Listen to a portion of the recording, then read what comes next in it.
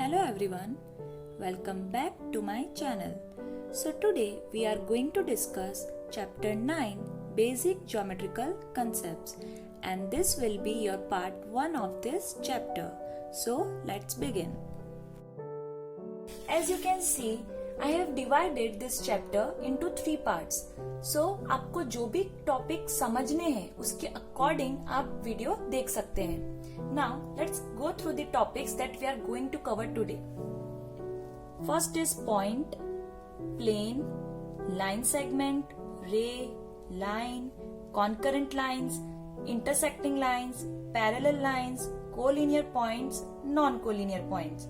Okay, so these all are the topics that we are going to cover today. So let's start. The first topic is point. A fine dot made by a sharp pencil on a plain paper represents a point. So, according to this definition, what is point? A fine dot made by a sharp pencil. आप एक sharp pencil से एक plain paper पे एक dot बना दो तो उसे आप कहोगे point. But in real life, let's say कि आप सब friends movie देखने जाने वाले हो और आप सबने डिसाइड किया है कि हम एक जगह पे मिलेंगे. तो जिस जगह पे आप मिलने वाले हो वो जगह क्या है? पॉइंट. हम इस पॉइंट पे मिलेंगे, राइट? सो रियल लाइफ में point represents destination and it is invisible. आप जहाँ पे मिलने जाने वाले हो, जहाँ पे आप मिलने वाले हो, उसकी कोई लेंथ, उसकी कोई ब्रेड्थ और थिकनेस नहीं होती, राइट? सो रियल लाइफ में पॉइंट हमारे लिए इनविजिबल है, एक तरह से हम कह सकते हैं. बट इस डेफिनेशन के हिसाब से पॉइंट क्या है? एक प्लेन शीट ऑफ पेपर पे हमने एक शार्प पेंसिल से पॉइंट बना दिया, एक डॉट बना दिया. The next topic is plane. The plane is a flat surface that extends indefinitely in all directions. So what is plane? Any flat surface that extends indefinitely. Extends means बढ़ना. So कोई भी flat surface जो चारों तरफ से बढ़ रहा है उसे आप कहोगे plane. And it has no boundary. उसकी कोई भी boundary नहीं होती. Let's take some examples. Let's say floor of room. आप अपने घर के रूम में बीच में खड़े हो जाओ, ठीक है? तो आप देखोगे कि चारों तरफ से आपका रूम फैला हुआ है, जिसको आप कहोगे extends, right? Next is roof of building. A plane sheet of paper. आप प्लेन शीट ऑफ पेपर, आपकी नोटबुक को ही देख लीजिए. अगर यहाँ बीच में से मैं देखूं तो ये चारों तरफ से एक्सटेंड हो रहा है, राइट? Top of table. आप टेबल के टॉप को देख सकते हैं. Now let's see this book. इसमें भी अगर आप बीच में से देखो तो ये चारों तरफ से बढ़ रहा है. Okay, so this is a flat surface, so it will be known as plane. Next topic is line segment. Line segment is the shortest straight path which join any two points on plane. तो line segment क्या होता है? Shortest straight path और उसके 2 points होते हैं, right? Here you can see, यहाँ पे मान लीजिए कि आपका घर है और यहाँ पे स्टोर है, राइट? और आपके घर से लेके स्टोर तक का डिस्टेंस है 500 मीटर. सो आप कह सकते हो कि इस पॉइंट से इस पॉइंट तक का जो डिस्टेंस है वो क्या है? 500 मीटर. सो आप मुझे बताओ, क्या ये 500 मीटर का डिस्टेंस क्या कभी 600 या 700 मीटर हो जाएगा? नहीं, बिकॉज घर भी यही रहेगा और स्टोर की भी प्लेस यही है.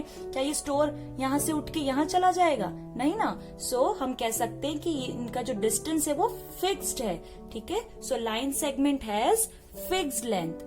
Okay, now line segment is a part of line having two end points and which cannot be extended in any direction. मैंने अभी आपको समझाया कि ये फिक्स लेंथ है, ये दोनों तरफ से एक्सटेंड नहीं हो सकता क्योंकि ये घर भी यही है और स्टोर भी यही है. तो हम इसको दोनों ही तरफ से एक्सटेंड या बढ़ा नहीं सकते, right? So line segment has fixed length. And you also have to remember, in this way you have to write the line segment. Here is the point A and here is the point B. So how you have to write line segment AB? You have to put that symbol over here. Now let's take some example. A tube light. आपने अपनी tube light देखी होगी अपने घर पे, उसकी भी एक फिक्स लेंथ होती है. क्या वो दोनों तरफ से बढ़ जाएगी? नहीं. The edge of a postcard. Let's say here is the postcard. तो इसकी जो edge है वो भी तो हमेशा फिक्स्ड होगी, राइट? अब ये यहाँ से बढ़ तो नहीं सकती ना. Pencil, pen, chalk, let's say this pen, इसकी भी एक फिक्स्ड लेंथ है, इसको भी हम दोनों तरफ से नहीं बढ़ा सकते. हैंड्स ऑफ ह्यूमन, आपके हाथ की भी फिक्स लेंथ होगी, राइट? वो एक हद तक ही बढ़ सकते हैं, उसके बाद तो वो बढ़ेंगे नहीं. Okay, so this was all about line segment. The next topic is रे. A line segment extended endlessly in one direction is called a ray. अब आपको पता है कि लाइन सेगमेंट क्या होता है. कोई भी ऐसी चीज जिसके दो एंड पॉइंट्स होंगे और वो दोनों ही तरफ से एक्सटेंड नहीं हो सकता. बट व्हाट इफ कि दो एंड पॉइंट्स हैं, उसमें से एक एंड पॉइंट से वो एक्सटेंड हो रहा है, तो ऐसी चीज को आप कहोगे रे. अब रे में क्या होगा? It has one end point जहां से वो स्टार्ट होगा. Okay, you can call it as initial point. और दूसरी तरफ से वो एक्सटेंड होगा. And it has no fix length. Means अब देखो, एक तरफ से वो एक्सटेंड हो रहा है तो आप उसकी कोई फिक्स लेंथ तो नहीं निकाल सकते ना. So this is known as ray and you have to write it in this way, that is ray AB, and you have to put this symbol of ray over here. Now let's take some example. First is ray of light from a torch. Let's suppose ये एक flash light है phone की. Okay, अब आप इसमें इसको ध्यान से देखो कि लाइट का जो स्टार्टिंग पॉइंट है वो तो यही है ना, राइट? यहां से तो वो एक्सटेंड नहीं हो रहा. सो this is the starting point और यहां से इसकी रेज एंडलेसली एक्सटेंड हो रही है. एंडलेसली जहां तक भी ये जा सकती है जाएगी, right? So this is known as ray. Now the second example is sun rays. अब देखो, सन से भी रेज एक ही डायरेक्शन में नीचे आ रही है, राइट? सो सन हो गया उसका स्टार्टिंग पॉइंट और उसकी रेज नीचे तक एक्सटेंड हो रही है. So we can not find its length. So you have to remember it has no fixed length. The next topic is line. A line segment extended in both the directions becomes a line. अब अगर वही line segment जिसके दो end points थे, ठीक है, अगर ये दोनों तरफ से एक्सटेंड हो सकती है तो ऐसी चीज को आप कहोगे लाइन. लेट सपोज कि रोड होता है, ठीक है, तो अगर आप रोड पे जाके खड़े हो जाओ तो वो दोनों तरफ से एक्सटेंड हो रहा है, राइट? सो उसे आप कहोगे line. A line has no end point. Obviously, अगर वो दोनों साइड से एक्सटेंड हो रहा है तो उसका कोई एंड पॉइंट नहीं होगा. And it can be extended endlessly in both the directions. और वो दोनों तरफ से एक्सटेंड हो सकता है. A line has no definite fixed length. अब ये दोनों तरफ से एक्सटेंड हो रहा है तो उसकी कोई फिक्स लेंथ तो हम फाइंड नहीं कर सकते, right? So let suppose this is point A and this is point B. ये हमारा लाइन सेगमेंट है. ओके, अब ये दोनों तरफ से एक्सटेंड हो रहा है, राइट? सो हम इसकी एग्जैक्ट लेंथ फाइंड नहीं कर सकते. ऐसी चीज की हम एग्जैक्ट लेंथ फाइंड नहीं कर सकते. You have to write in this way line A B. You have to put this symbol of line over here. Now you have to remember some notes. First, many lines can be drawn passing through one given point. अगर आपको एक point दे दिया गया है तो आप इसमें से कितनी लाइंस पास कर सकते हो? अनलिमिटेड. Okay, infinite. आप इसमें से कितनी भी लाइंस चाहो उतनी पास कर सकते हो, right? So and the second point is through 2 points only 1 line can be drawn. Let's say कि यहाँ पे आपको 2 पॉइंट्स दे दिए गए हैं, तो अब आपसे पूछा जाता है कि इसमें से आप कितनी लाइन पास कर सकते हो? तो इसमें से हम खाली एक ही लाइन पास कर सकते हैं, राइट? तो आपको क्या याद रखना है? जब आपको एक पॉइंट दिया हो तो उसमें से आप अनलिमिटेड इनफाइनाइट लाइंस पास कर सकते हो. बट अगर आपको 2 पॉइंट्स गिवन है तो उसमें से आप ओनली 1 लाइन पास कर सकते हो. Now let's discuss some different types of lines. First is concurrent lines. 2 or more lines passing through one common point are called concurrent lines. If from one point 2 or more lines can be passed, then that type of lines will be known as concurrent lines. Let's see here. From this common point, all these lines are passing. So, these all lines will be known as concurrent lines. Okay, now second point is the common point is called point of concurrence of the given lines. If these all lines are concurrent lines, then their point where they are meeting, it will be known as point of concurrence. You have to remember this. Okay, this can come in question. Now let's take one example. आपने wheel देखी होगी, right? उसमें भी देखो बीच में common point होता है और उसमें से ये लाइंस पास होती हैं. So all these lines are known as concurrent lines and the point they are meeting, it is known as point of concurrence. Now the next type of line is intersecting lines. If two lines have one point in common, they are called as intersecting lines. Okay, if two lines are intersecting or cutting at one common point, then these lines will be known as intersecting lines, right? The common point is called as point of intersection.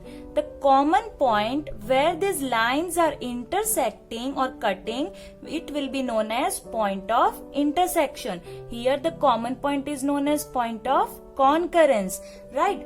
Now let's see one example, scissor. Now here in scissor you can see these two lines are intersecting at this common point. Okay, so these two lines will be known as intersecting lines and the common point will be known as point of intersection. अब आप पूछोगे ma'am कि यहाँ पे भी तो ये सारी लाइंस एक पॉइंट पे कट हो रही है, यहाँ पे भी कट हो रही है, तो ये कॉन्करेंट क्यों है और ये इंटरसेक्टिंग क्यों है? आपने डेफिनेशन में देखा होगा कि टू और मोर लाइंस दिया है. जब दो या दो से ज्यादा लाइंस एक पॉइंट पे कट हो रही है तब आप उसे कॉन्करेंट लाइंस बोलोगे, and when only two lines are intersecting तब आप बोलोगे intersecting lines. The next type of line is parallel lines. The lines which do not intersect at any point, even on extending in both the directions, are called parallel lines. तो parallel lines आप किसको कहोगे? जैसे कि ये दो lines हैं, ठीक है? अगर आप इन दोनों lines को extend भी कर दो, बढ़ा लो दोनों तरफ से, तो भी ये कहीं पे मीट नहीं करेगी. जब ऐसी कोई लाइंस हो उसे आप कहोगे parallel lines. Let's take one example, railway track. अब जैसे कि ये रेलवे ट्रैक है, ठीक है? तो रेलवे ट्रैक के यहाँ पे जो ऐसे पट्टे लगे होते हैं ना, उसमें आप देख सकते हो कि वो पैरेलल होते हैं. इन दोनों लाइंस के बीच का जो डिस्टेंस होगा वो हमेशा सेम होगा. इसको हम कितना भी एक्सटेंड कर दें तो वो मीट नहीं करेगा, इंटरसेक्ट नहीं करेगा. नाउ अगर एक और ट्रैक, रेलवे ट्रैक यहाँ से पास हो रहा है लाइक दिस, तो इसे आप कहोगे इंटरसेक्टिंग लाइंस, राइट? आप प्लीज समझो कि ये दोनों ट्रैक्स अलग अलग हैं. एक ट्रैक के अंदर के जो ये पट्टे होते हैं इसे आप कहोगे पैरेलल लाइंस, वो पैरेलल होते हैं. बट जो ट्रैक्स होते हैं वो कभी कभी इंटरसेक्ट भी करते हैं. The next example is ladder. Here you can see ladder में ये जो सारे स्टेयर्स होते हैं ये सारे भी पैरेलल होते हैं, right? Now see these two lines, this is line L and this is line M. इन दोनों लाइन के बीच का जो डिस्टेंस है वो हमेशा सेम रहता है, इसलिए ये दोनों लाइंस हुई पैरेलल. इसको आप कहीं से भी, इसको कितना भी एक्सटेंड कर लो, ये दोनों कभी भी मीट नहीं करेंगी. ये दोनों साथ साथ जरूर जाएंगी लेकिन कभी मीट नहीं करेंगी. And how you have to write this parallel lines?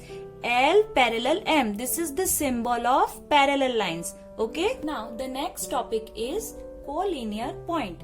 Two or more points are said to be collinear if we can draw a straight line passing through them. So, if we can draw one line from two or more points, then that type of points will be known as collinear points. Okay, let's take one example. Here there is point A, point B and point C. And from these 3 points we can pass one line. So, all these 3 points are in the same line. So, that's why point A, B and C will be known as collinear points. Now, let's come to the next topic, non-collinear points. Two or more points are said to be non-collinear if we cannot draw a straight line passing through them. Obviously, इसका opposite ही होगा. अगर सारे points एक ही line में हैं तो collinear point, और अगर points एक line में नहीं है तो non-collinear points. Let's take one example for this.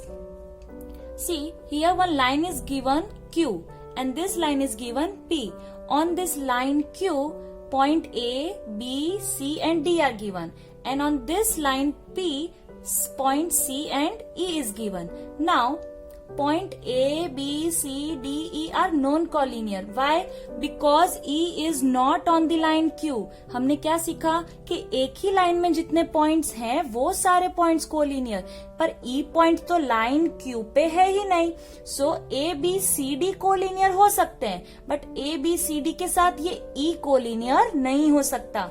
So A, B, C, D are collinear. और इस लाइन में देखें तो सिर्फ 2 ही पॉइंट है, C और E. तो C और E के साथ बाकी के 3 नहीं आ सकते, राइट। सो हमने इस पूरे डायग्राम में क्या क्या देखा, A, B, C, D are collinear, इस लाइन में से C, E are collinear, but A, B, C, D, E all the 5 points are non collinear, क्योंकि इसमें E नहीं चलेगा। Clear. Now let's take second example. One triangle is given. Here is point A, point B and point C. अब इसमें आप देखो, in this line segment, point A and B are in the same line. On this line, B and C are on the same line, and on this line, A and C are on the same line. So A and B will be collinear, B and C will be collinear, A and C will be collinear. But all the 3 points A, B and C are non-collinear. ये तीनों के तीनों आपस में collinear नहीं है. So this was all about the part 1 of this chapter, and I hope you have understood all the topics. Now in the next video we will do some questions from the first exercise of this chapter, in which the questions will be based on all these topics. Okay, so till then, bye bye.